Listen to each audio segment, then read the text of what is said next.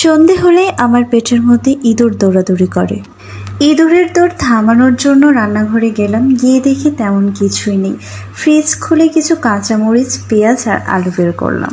চলো দেখি এগুলো দিয়ে কিছু বানানো যায় নাকি। আলুগুলো সিদ্ধ বসিয়ে আমি এদিকে কুচি কুচি করে পেঁয়াজ আর মরিচ কেটে নিই। সকালবেলা আর সন্ধ্যার পর আমার পেটের মধ্যে রীতিমতো ইঁদুর দৌড়াদৌড়ি করে।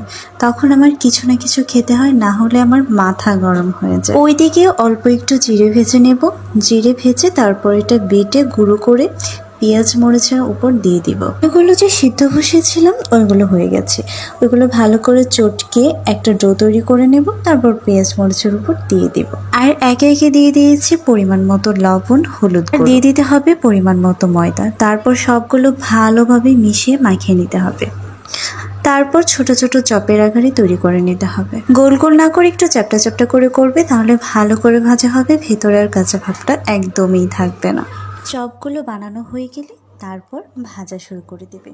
তোমরা চাইলে ডুবো তেলে ভাজতে পারো, আবার কম তেলেও ভাজতে পারো। আমি এখানে ডুবো তেলেও ভাজিনি, আবার একদম কম তেলেও ভাজিনি, মোটামুটি একটা তেলে ভেজেছি। লাল লাল করে চুলার আঁচটা একদম কমিয়ে তারপর কিন্তু ভেজে নিতে হবে একদম। সবগুলো কিন্তু অবশ্যই আস্তে ধীরে ভাজতে হবে। এগুলো মুড়ির সাথে খেতেও ভালো লাগবে, এমনি খেতেও ভালো লাগবে। কেমন হয়েছে জানাবে। আজকের মতো এই পর্যন্ত, বাই।